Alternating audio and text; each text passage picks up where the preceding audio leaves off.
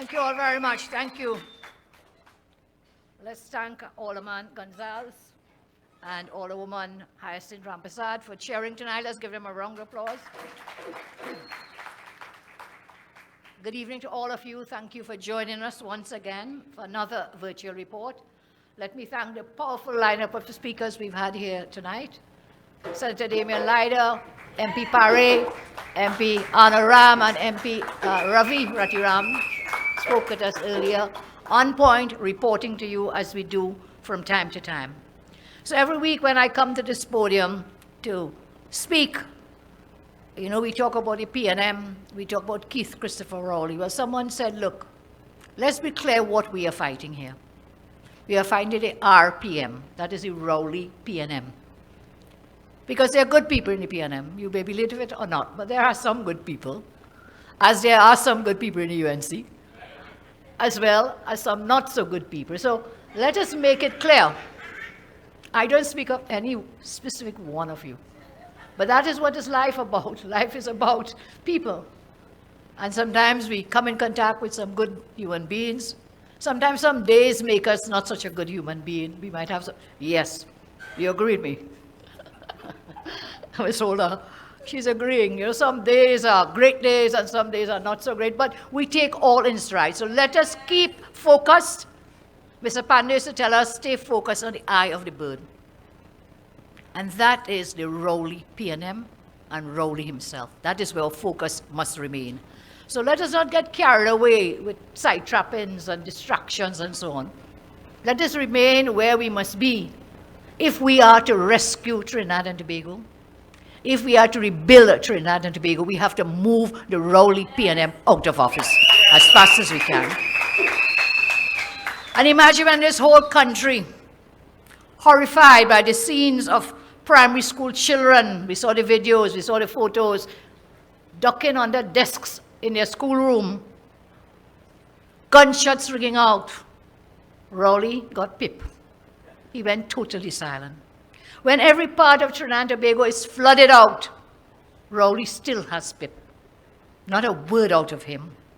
When murders have now crossed the Damien said it's now 535. The last count I had was 534. 535 and counting, this man still has pip. Over the weekend, he found something to talk about. Over the weekend, he went up, he made a public statement, he posted on Facebook a picture of himself playing golf with a great man, Sir Vivian Richards. And what he talked about? He talked about saving West Indies cricket. Imagine that. After he has collapsed this entire country, he wants to talk about saving West Indies cricket. But let's give our brother Tim Gopi saying a hands up. Tim gave him a lesson, a thesis about West Indies cricket. So is there something wrong with this man? I mean, flooding gone, crime, roads, infrastructure, everything collapsed. And he come to talk about West Indies cricket. Yes, that is very important to many persons. And I don't mean this flippantly, but his perception of reality is very distorted and impaired. As a prime minister of this country, let's look at Rowley golfing there. Do we have the photo, Mr. Tank?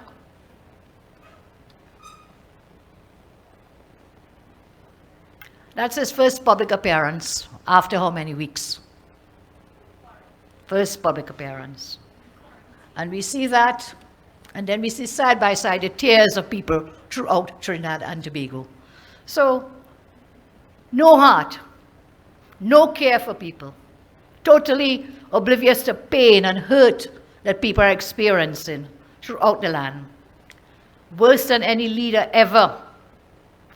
Not a care for any one of you, not even for his own PNM persons. Imagine this. He must hold a record for the amount of times anyone has contracted COVID. He couldn't come to Parliament Friday, yet miraculously next morning, as you saw the photo, out, first thing, first line of business, first priority, not about the crime, not about the flooding, not about the suffering.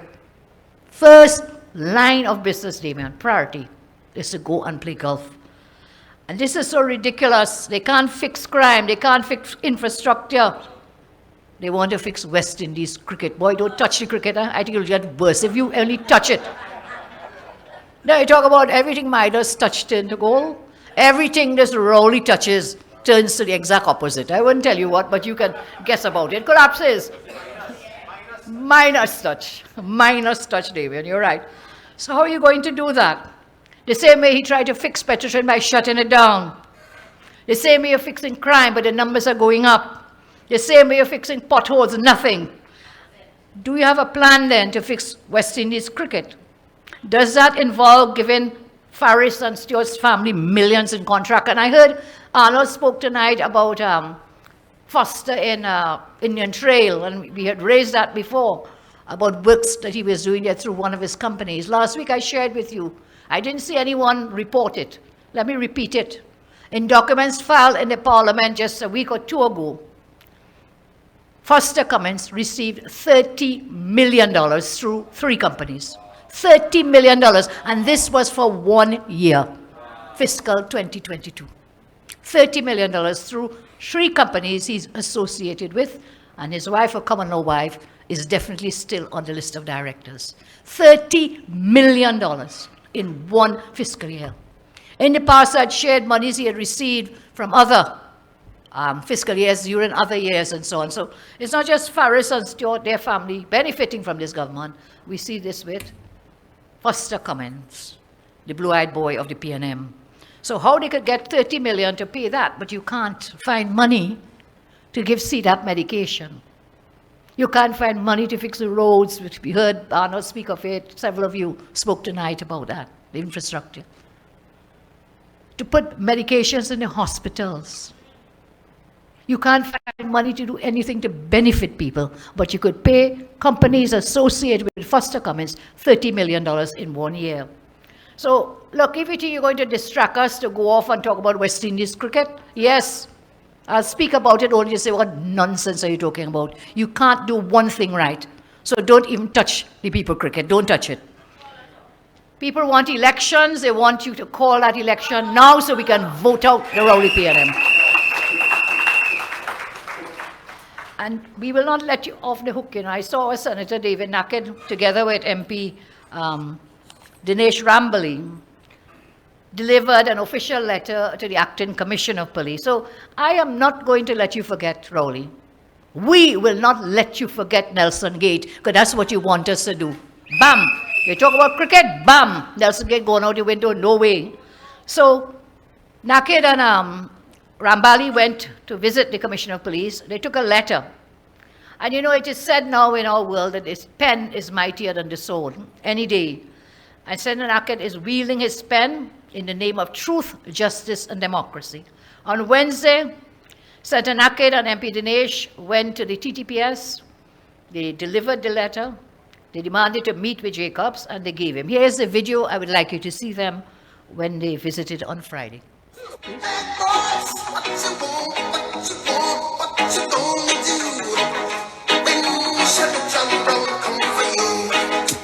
So we are here today to defend our democracy, to stand up in the interest of the rights of Trinidad and Tobago citizenry.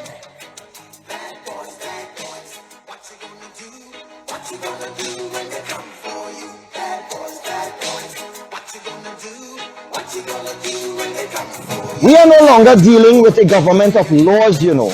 We are now dealing with a government of lawless elites. That unlawful action on the part of those who are in governance must be met with lawful resistance. Then we call upon the police service to investigate whether the former Attorney General, Mr. Al-Rari, engaged in conduct which was improper and which interfered with Mr. Nelson's free choice to plead guilty or not guilty.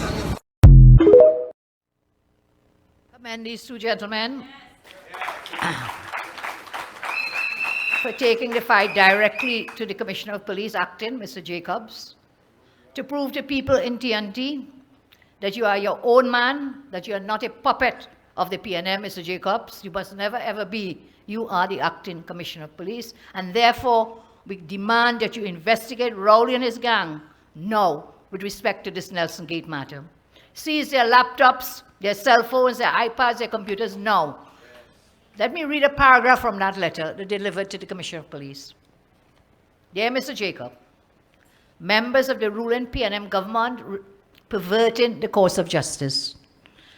The letter states, I am a civic-minded citizen and patriot of TNT, and I believe in preserving and protecting the rule of law. I am also an opposition senator in Parliament, and therefore consider myself duty-bound by oath of office to serve the interest of citizens. Letter continues, in light of my beliefs and oath to serve the people of the Republic, I hereby call upon you to take immediate steps to investigate whether members of the government, including but not exclusive to the Prime Minister, Dr. Keith Rowley, the Attorney General, Amor, former Attorney General, Faris, Minister Stuart Young, Minister in the Office of the AG, Renuka Sagram Singh, Minister Fitzgerald Hines, whether they have conspired to and or committed the crime of perverting the course of justice and or misbehavior in public office. Senator Naked goes on in the letter to outline the case for an investigation, explaining the entire mounting of evidence in the public domain. Senator Naked, after reading this brilliant letter, the TTPS need to hire you. You have done more work for them, so their investigation should not take too long. And of course, I thank the brilliant lawyers who helped you. I see Kyle is here. I'm sure he helped you this letter as well, Kyle. Thank you. In addition, I understand the Anti-Corruption Bureau has opened investigations into Keith Rowley over the withdrawal of the Police Service Commission's merit list. Again, this was after Naked Senator wrote several letters to the Commissioner of Police. So I asked Mr. Jacob to tell us what is the status of that investigation. And while we are at the Integrity Commission, what is the status of your investigation into the Prime Minister with regard to Inez Gate? You know, we raise these points here and then we forget, and we move on to the next one because we get bored because we're speaking to ourselves, but we must never ever forget these things. Never ever forget this is the government that closed Petrotrin. We have to never ever forget that. I was in Palo Seco on Thursday night. Let's congratulate Victor Roberts for opening his office. And very close to that is the velodrome, the Petrotrin velodrome, which is now in total shambles. And when you drive through Palo Seco, Santa Flora, all those areas going further down, that entire place has become a place of abject poverty.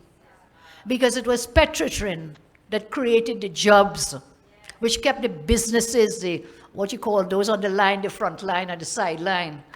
Those communities depended on Petrotrin. So not only did the people lose their jobs, if you run a little parlor, a tire shop, a repair shop, a mechanic shop, all those hardware,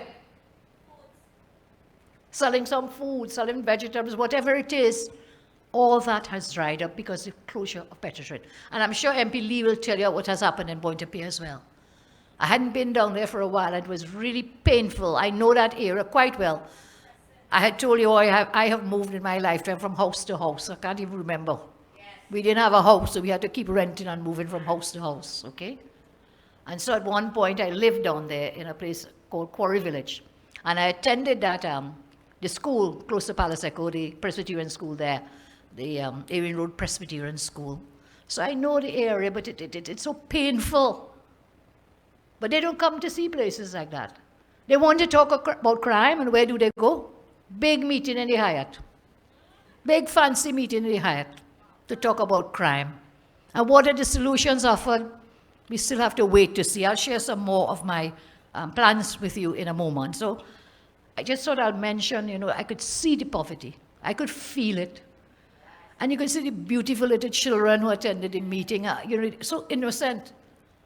And you wonder they don't have a care. If they don't care for themselves, at least just care for the children. And their children to come. We don't live today, we don't own this earth. We don't own anything in this land. We just hold it in trust for the children. We hold it in trust for the children. And so we must provide for them. That is why so many things I did as Prime Minister was for the benefit of children. I think if we were to talk about my legacy, as compared to the legacy Parry just gave you for Rowley, my legacy I would like to be is the trust I had towards children and the betterment of education in our country. And whilst I do that and we talk about the persons running our country, we have here a document dated the 8th November 2022, this month, laid in the Parliament in response to questions we had asked in the Parliament, in the Standing Finance Committee, just after the budget. So this was a request by your MPs, opposition MPs, for additional information from the Office of the Attorney General. One question we asked was, provide the amount of fees paid to Attorney General Amo for fiscal 2022. When we asked Amo that question in the Parliament that day, which is not too long ago, when was the budget? In October? Early October. Asked that question, he couldn't answer. He could not answer because he was probably ashamed to tell you how much money he was paid in legal fees in fiscal 2022. I have it here now and I'll share it. We also asked him, is there any other MP who would have received legal fees from the government? If my memory is right, he said, I don't know, I can't see. Maybe Keith Scotland. Well, yes. Mohini likes that coal pot person. Every time we speak here, she reminds us, coal pot. So here it is. The total amount of fees paid to Attorney General, fiscal 2022, for matters for the period June 15, 2020 to February 23, 2022, $1,428,400, let me do it, $1.4 million to Reggie Amo, just on the eve of him becoming the new Attorney General. Any other MP? I think he said maybe Keith Scotland.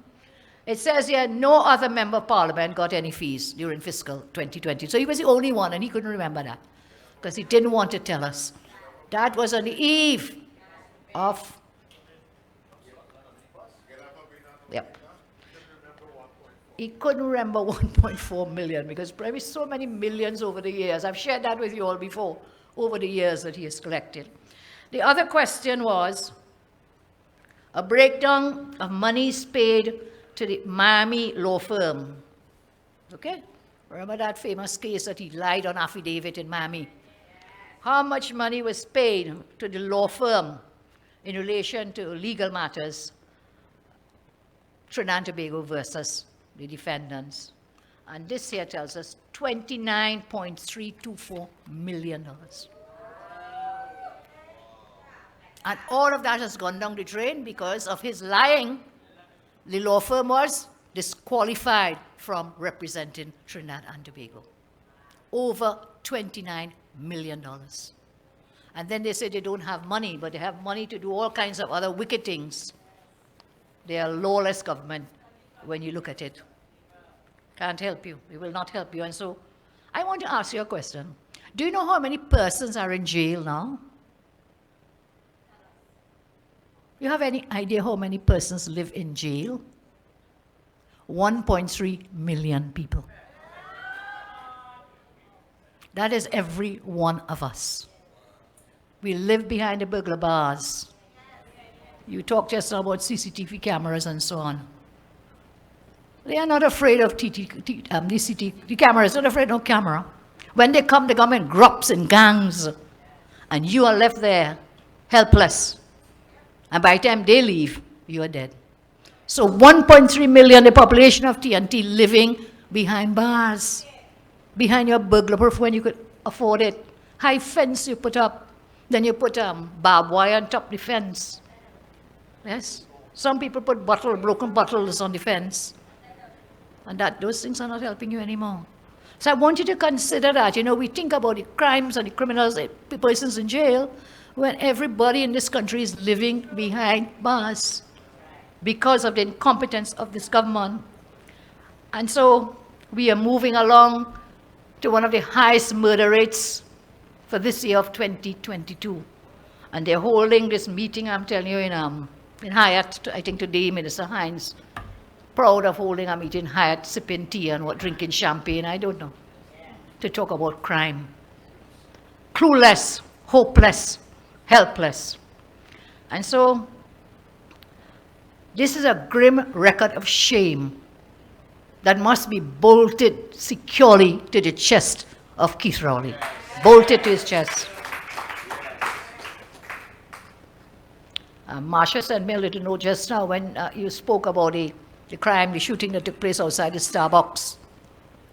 And then when you spoke about the travel advisory from the United States.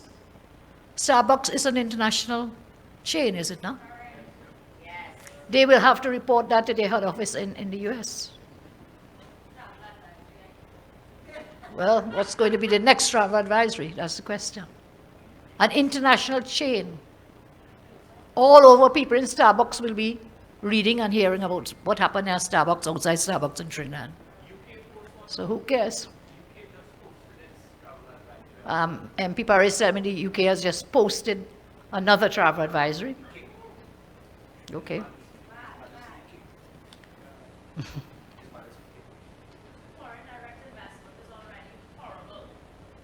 Yeah, well, we want to chase them out too.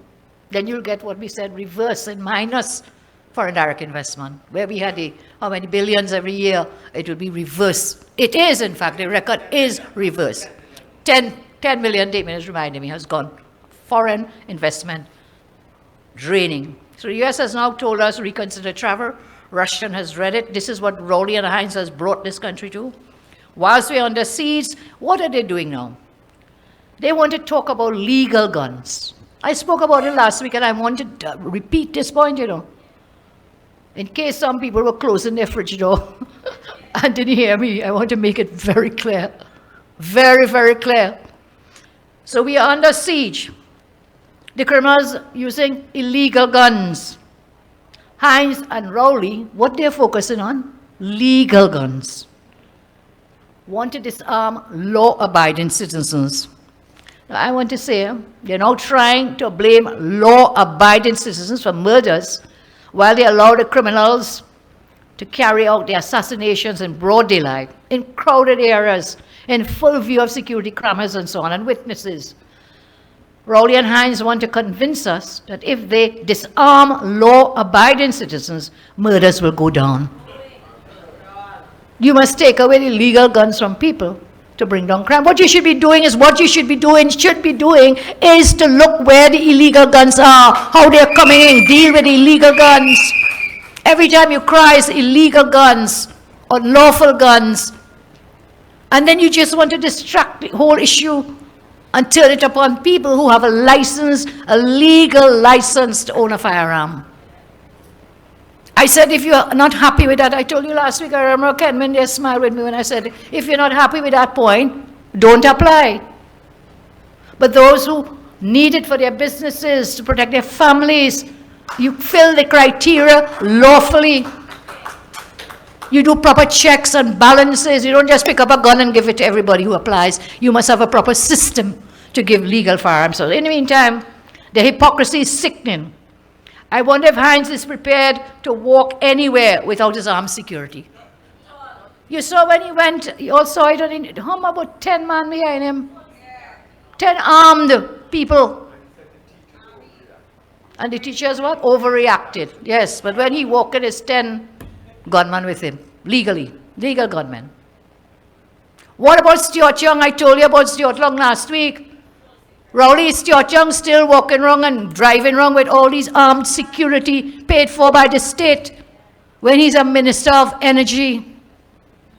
What is his risk? Tell us, what is the risk that he must have 2 big vehicles filled with armed security anywhere he goes? So whilst they have security paid for by you, taxpayers, they can't provide security to law-abiding citizens in this country. That's the kind of hypocrisy they have. What are they doing to stop the influx of illegal weapons into the country? They want to criticize the UNC. We have an actual plan to deal with this problem. We have a record of bringing down crime, murder rate every time we've been in office. Under Mr. Pandey, and when the UNC-led partnership was in office, we brought the murders down. We brought it down. And that is why I talked to you about having the need for Ministry of Home Affairs. I see somebody again, they don't listen. They said, Kamla, talk about a Ministry of Home Affairs and split in two ministries. That's not what that was. It was just a name change. This is a sea change that will help us deal with crime in the country. It is what we will put under each of these two ministries. I talked to you about a Ministry of Home Affairs to deal with security and safety on the ground in Trinidad and Tobago. I talked about a separate Ministry of Defense will deal with borders or porous borders, deal with customs, deal with immigration and so on. You have these things under the Ministry of Finance. Customs is under finance because they only see customs as something about making money. It's so sickening when you see a family come home, they travel a little bit, they bring a little suitcase in customs, boy, and if you by chance have a little chocolate inside there, sorry for you. Go any red line, they go through your suitcase, you have your clothing. There are technological ways now that if it is you're carrying arms or you're carrying illegal drugs and so on, there are ways you can do that without going through every single person's suitcase, putting out their underclothes, pelting it on the ground. Customs under finance about money. Customs is more than that. It is about bringing in illegal arms and ammunition, illegal drugs, and therefore customs should fall under a Ministry of Defense. Or the other one, Ministry of Home Affairs. Those are the things I talked about. But they say Kamla will solve crime by making two ministries. Our plan, which I've shared many times in the parliament, outside the parliament, and I'll share again, is not just to create two, it's three ministries. I mentioned two last time. The Ministry of Defense, borders and so on, immigration. Ministry of Home Affairs, to deal with underground, boots on the ground, security and safety. And I also had, under the partnership, a Ministry of Justice. You remember that? Yes. So you don't have the AG looking after justice, because there's no justice when justice is delayed for years and upon years and upon years. Give the Ministry of Justice its own mandate so they could speed up and do things. When Faris came as a new AG, what I say, bright-eyed and bushy-tailed, stand up in that parliament, boasted how much thing he was doing, how many things he would do to increase the speed of justice. Nothing happened. In fact, it is worse now than ever. Worse than ever. So these are the things that we talk about to help us deal with crime, to deal with law and order, to deal with the justice system in Trinidad and Tobago. So we would have Ministry of Defense who will hold and deal with issues as trafficking, terrorism, illegal entry of guns and drugs, focus on proper border protection. A Ministry of Defense would incorporate Defense Force, immigration, customs to handle border control, as well as specific units to deal with terrorist activity would come under this Ministry of Defense. I don't know what's in a name. What's in a name? It's not a name change. I'm talking about serious change, about giving specific portfolio assignments to specific ministries so that they can deal with them. So you cannot have a clueless Minister of National Security dealing with everything for our defense and for our border control. You can't. There is too much. It is much too much. And therefore, we need to deal with it. I talked about the Ministry of Justice to deal with the court system, to deal with the goal of getting sentencing done within 60 days, and not leave detained persons languishing in remand yard for years waiting for a trial. They want to bring back this anti-gang and bail bill and whatever. What is their point? They say, listen, if you don't get hearing in 120 days, guess what? You had to no bail until the 120 days. Then maybe you could have. They just want to lock you down. We say, because we are so against the criminals and we are so afraid of the crime, we say, yes, lock them up.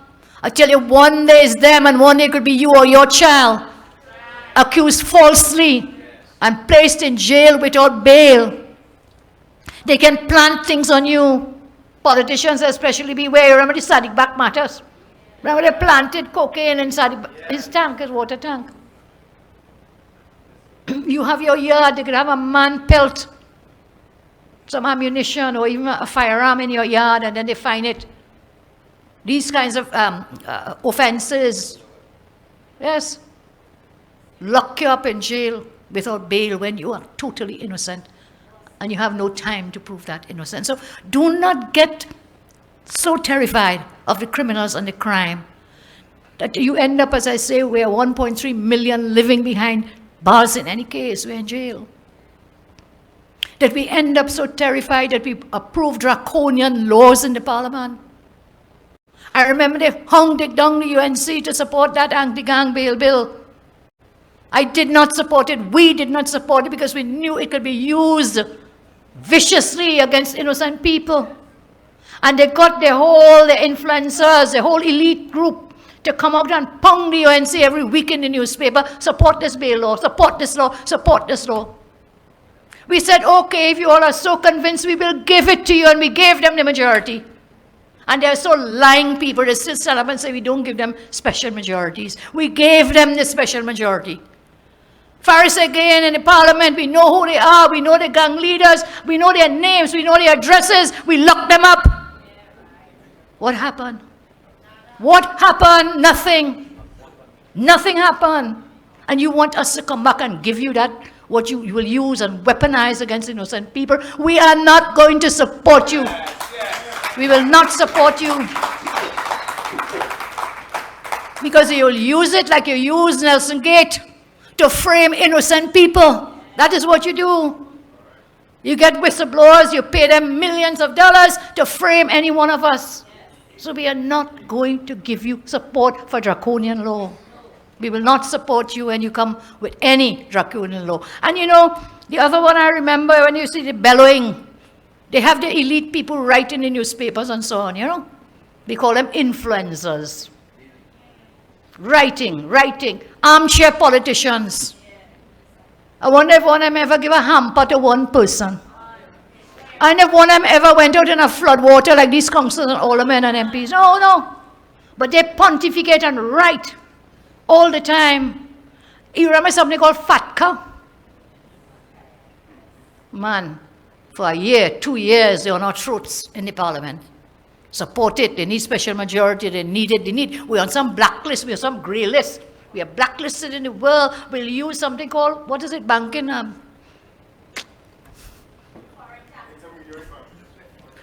Banking, international banking rights. We would lose that. They say we lose it and they on us and they get their influence. They got one bank manager come out in the papers, one long story that they got correspondent banking. I remember it now. We will lose correspondent banking. Oh God, the whole country crying frightened because we're on a blacklist. And we have to pass this thing to get off the blacklist. Well, guess what?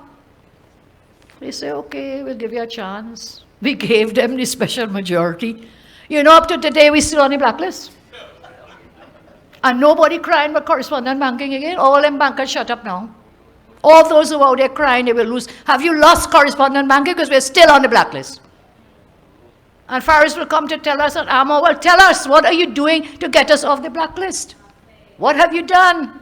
So they come, that's a thing we have to notice that they do and pay attention, you know. They come with a point and they stick that point over and over, and then they get their influencers in the media. I'm not saying all the media, but they get persons within to carry their story, sing their song, sing their left foot, right foot song. So I'm not going to support any draconian laws brought by this government. As I say, this man ambushed, killed, entering Starbucks by a gunman, sprayed with bullets in full view of all the cameras that they had there. So criminals have absolutely no fear of the law. The TTPS under the PNM, they don't seem to be afraid of them either. Hines and Rowley have transformed parts of the TTPS into lame duck under their leadership of Jacob, after Rowley illegally caused the president to withdraw the order of merit list. That's how we ended up where we are. We withdrew the merit list, ended up with an acting commissioner. We have more actors in that service commission, in that police TTPS, than you'll find in Hollywood or Bollywood or Nollywood. More actors in the TTPS. At all the ranks, they will not promote the people. You have them acting. Why? Because they want to control every merit list coming out of the service commission. So I see they're nearly at an end. Let's see what happens. The service commission is now saying they're almost at an end in their recruitment process for a new commissioner of police. We await the final result of that. So I want to make it very clear what I said about the guns. I repeat, We will take an approach which favors law-abiding citizens as opposed to criminals. I repeat, any law the PNM brings to make it harder for law-abiding citizens to obtain legal firearms, a new UNC government will repeal it. We will bring legislation to make it easier for law-abiding citizens with the proper checks and balances to obtain firearms. I also repeat for all of you who don't like to hear it, as I said before, you're welcome not to apply for one of those. A government will change the law to make it possible for average citizen of good character who has no criminal background that they can apply for legal firearms. Now, my friends have spoken about flooding already, so I will not talk about it, all the devastating floods that we had to. I would just like to share with you some plans we have to deal with flooding. I had proposed previously, and I propose again, a national physical infrastructure improvement plan to address critical issues such as roads, drainage, public transport. I propose a flood prevention program. Rohan told you what? He will have it done in what? In 5 years. This year, I think the councillors have told me in some areas this is the worst day of floods we've had. And some areas are still under water. So we must have a flood prevention program.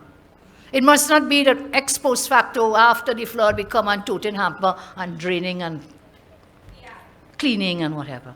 Can't be. We must have prevention. Our farmers especially continue to suffer because of the lack of support from government. A UNC government will focus on the following. And we did. Remember, they used to call us a box train government? I'm sure some of you wish you had that box train government again. Cleaning and desilting rivers, including the mouths of major rivers. Constructing sediment traps and check dams in the upper reaches of priority water courses. So you have a check dam that can hold the water in check when there is too much water in falling rain. Constructing water detention ponds and repairing levees and placing pumps and floodgates in strategic locations. We'll also train residents and farmers nearest these floodgates and pumps to know how to operate them as well. We used to have floodgates. What has become of them? Tanku will tell us, not working down in that the woodland area in Urupuch. Floodgates, simple thing, a simple thing. You know, Holland, the Dutch people live underwater, but they have put systems in place. We can learn from them. Systems in place to deal with water. They're a waterlogged country. But do you hear flooding like what happens in ours? Don't hear about it because they have things to help. So remove accidental and illegal blockages in water courses, culverts and bridges. And I heard Anna Ram speak about down in your area. You go in there and take pictures of that and let's see where that river is going and whom is responsible. And ask the corporation there, the Mayaro Corporation. I see Renelle is here tonight. Anybody else from Mayaro? Mayaro Corporation and Grandi Corporation. Go and find out whose building is that. And is it an illegal structure that has blocked up the rivers to cause more flooding? Go and do your jobs. Do your jobs. You went with an excavator, Kenwin or Council, with an excavator where? Yes. Come, I want you to tell them this.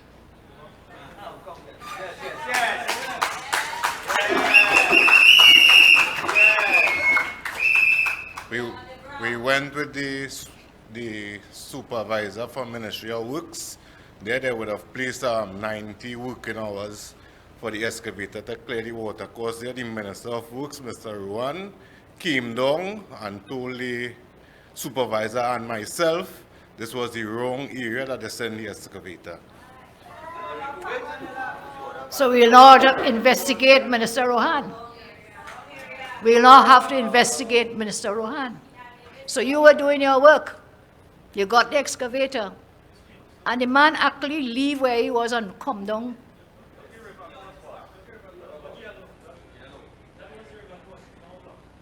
And what is that yellow? Not UNC. Yeah, but what is the yellow? Is it soil? What is it?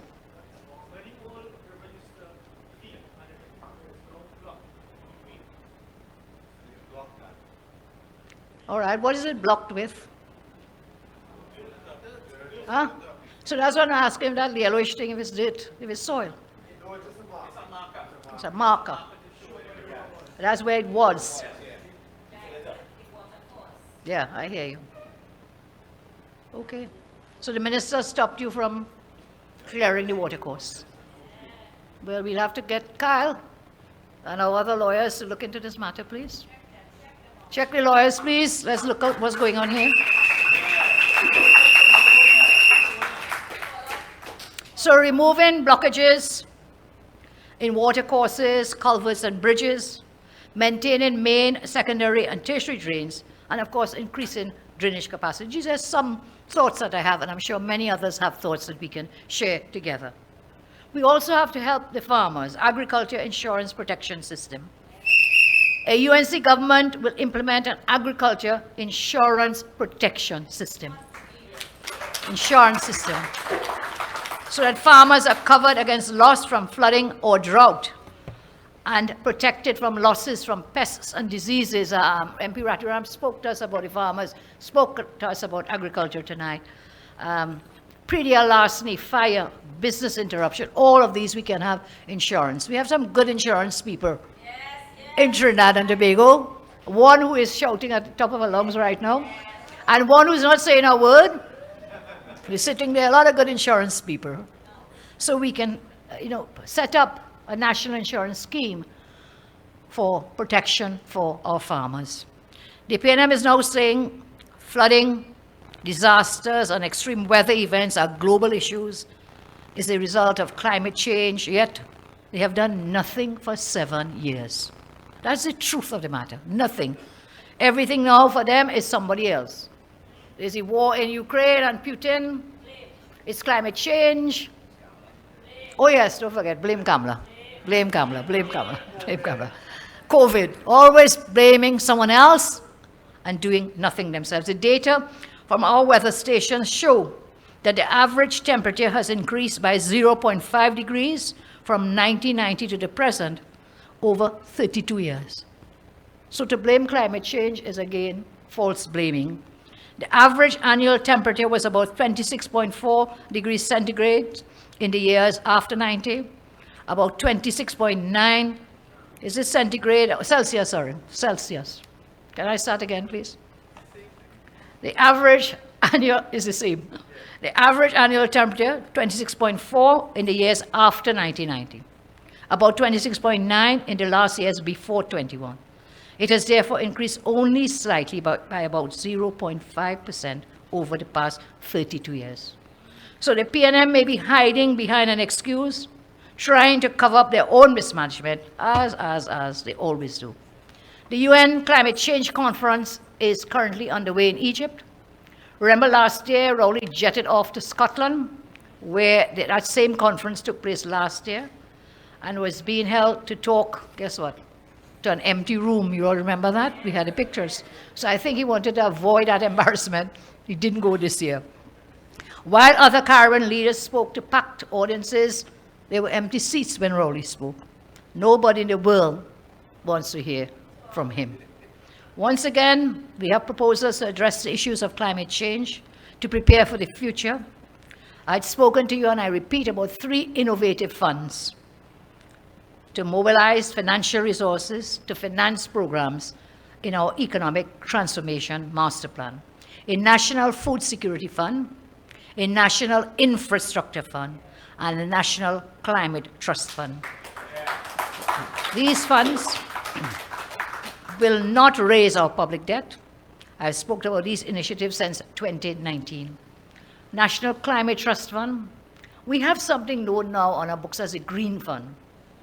That should be repurposed into a National Climate Trust Fund to finance new green technology startups and provide financial backing we need to create a low-carbon economy. The government should use the $5 billion in that fund to capitalize the Climate Trust Fund. This will attract international grant funding and private sector capital substantially boosting the pool of funds available for climate-smart investments. My proposal for the National Security Fund, food security, we will invest in land, farms, forestry, and agricultural businesses abroad to give us greater food security. We can invest abroad. Some climate areas, land-cheap areas where there are cheaper lands. I know even Guyana was offering some lands where we can invest for the things that we need to eat in our own country. This fund will be wholly owned and be a subsidiary of the HSF fund. Wholly owned and a subsidiary of the HSF. So that this fund can be capitalized by allowing HSF to invest up to 10% of its total assets in an alternative investments. This will mobilize about US $500 million in capital for National Food Security Fund. When you go and you read it and think about it, it may sound foreign because some of us are not financial people, some of us are not technical people, but it can help us to set up this National Food Security Fund. National Infrastructure Fund, well, I'm sure you know what that is about. Roads, bridges, drains, everything else that we need for infrastructure. Support strategic investments in public transport, green infrastructure, included solar, water, and wastewater facilities, climate-resilient infrastructure, and social infrastructure such as energy-efficient housing projects. This fund will reduce government's need to borrow, will reduce the need to increase taxes to fund major infrastructure projects. And so, of course, we look for private institutional investors as well to help us with this. So these are just some plans very quickly. And you can always go up on our website, Kirk is there, our National Economic Transformation Master Plan, that you can see some more of our plans. Before I close, I have to tell you, we filed the pre-action letter against the PNM, the Rowley PNM, about the postponement of the local government election. I read some of it last week for you. Our lawyers are in the process and will file first thing tomorrow morning. This government seems to be beset with legal matters being brought against them. So we have one for the postponement of the local government election. Today someone sent me, I think Viliana sent me, a pre-action letter issued by concerned citizens in San Fernando about the Todd Street plan of the PNM. So Viliana and others in San Fernando, they're working with the lawyers. Huh? Okay. Okay. I think we are in San Fernando, if I'm not mistaken. Mohini, I think we are in San Fernando. Yeah, so that's another matter that will be filed against them about the Todd Street plans that they have. I'd spoken about it last week. Dr. Munilal has been speaking about it. And now the residents have actually taken action. So we commend them for that. And I'm told that somebody by the name of Karen Nunez Teixeira is filing or has filed an action against the General Secretary of the Rowley PNM with respect to their internal elections. I will not get involved in their business. Let them fight themselves. Our job is to move them out of office, the Rowley PNM. So, delayed local government elections.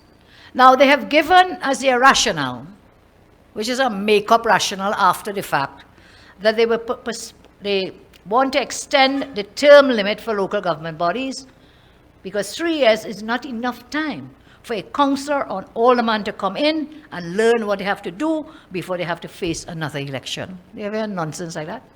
They want you to get an extra year because 3 years is not enough to learn how to be a councillor or learn how to be an alderman. That's what they're claiming. The reason for extending the term by 1 year. So these councillors will come in, learn the system, learn what they have to do, and then they can actually get something done before their term is up. That's their rationale. Nonsense. I don't know what kind of experience they could get you in the 3 years, the 4 years, or 5 under this government, because this is the worst government in history for any local government body or parliament to exist on. It's the worst ever. For 7 years, they have been in government. I don't know what anybody could learn from them from their time besides their incompetence. So this government has no achievements after the 7 years. It's so bad, Rowley has opened a fish market in Karanach 3 times. I don't know, not shut of COVID, but 3 times it's opened this one Carnage fish market. Every year since 2020, Rowley keeps reopening the same fish market. Because after 7 years, what do you have to show? Nothing to show. The PNM, they've done nothing besides line the pockets of friends and family.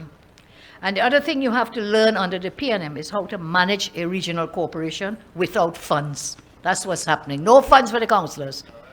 They have been managing without funds. If you're not in a PNM control corporation, the only experience you will learn is how to beg people for money and materials and hampers and beg for help because the government is useless. Even in Diego Martin, pressure. So they have absolutely no respect for local government. They will not fund local government. So to pretend that you get an extra year and you'll be very happy for an extra year, again, is total nonsense, more suffering, more stress. I just want to share with you something we did when we were in office. What did we do to help train people? During my term as Prime Minister, my administration didn't just think and talk about training and educating councillors and aldermen to elevate themselves so they can serve at the national level. That is why under the UNC partnership government, we work with the University of the West Indies to develop a Bachelor's of Science program for our councillors and aldermen where they could go and study. They could go study academics behind local government. They could come out with a bachelor's degree. This program was called the BSc in Governance and Local Government. It was created by the Political Sciences Department at UWI in conjunction with the Ministry of Local Government. At my behest, it was approved for applications in 2013 academic term. And Mr. Ravi Balgobin Maharaj is here with us this evening. Let's give him some credit. He was also involved in this process. Because that is a UNC mandate to educate the nation so we can have experts who can learn and train you. We didn't need to add any additional years because we were confident if you entered into local government as a councillor alderman, there would be avenues open for you to learn about the profession, develop and grow, to do your best that you can in local government. And I want to congratulate all the UNC aldermen and councillors. They have been under tremendous stress. They have stepped up to the flood and the repeated floods, and they've repeated their stepping up to help people in their own areas. What has the PNM done with this program then, you would ask me, that we introduced?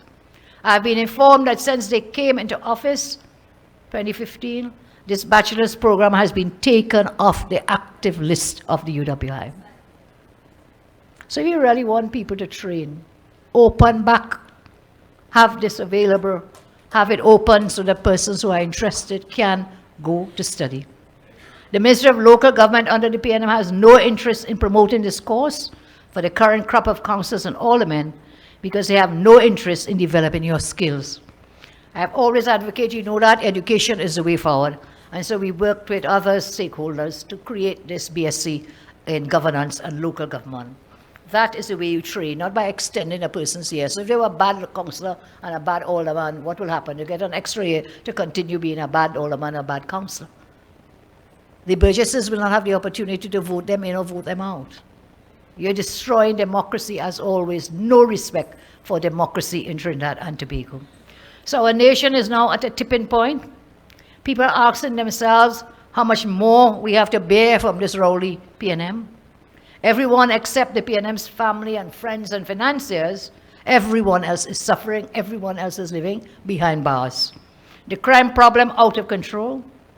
The Prime Minister, as we told you, and you saw the pics going golfing, economy collapsing, infrastructure, everything is collapsing in this country. We're in a total collapse state. And what do we hear from them? West Indies cricket. After 2 weeks of pip and silence, come out to lecture about West Indies cricket. Shameless people. I know it is difficult to remain optimistic in these dark and difficult times, but I urge you always, as I do, never ever lose hope. Never ever give up. The UNC is growing from strength to strength. I mentioned to you the opening of the office in La Brea. Who would have thought we would have an office open in La Brea? Again, I congratulate Victor. And many persons turned out to that opening in Library on Thursday. So the UNC is not just focused on the seats which we have in Parliament. Yes, we focus on those. We don't have Library, so we will work in Library, we'll take Library. We don't have San Fernando West, we'll work in San Fernando West, we'll take San Fernando West. Together we all deserve a better nation. We will fight together. I always ask you, let us join hands, and tonight I ask you to give me your hand. Give me your hand again. Let us join hands, let us hold hands. Let us put God in front, walk behind, and victory will come to us. I thank you, and God bless you. So who feel the black?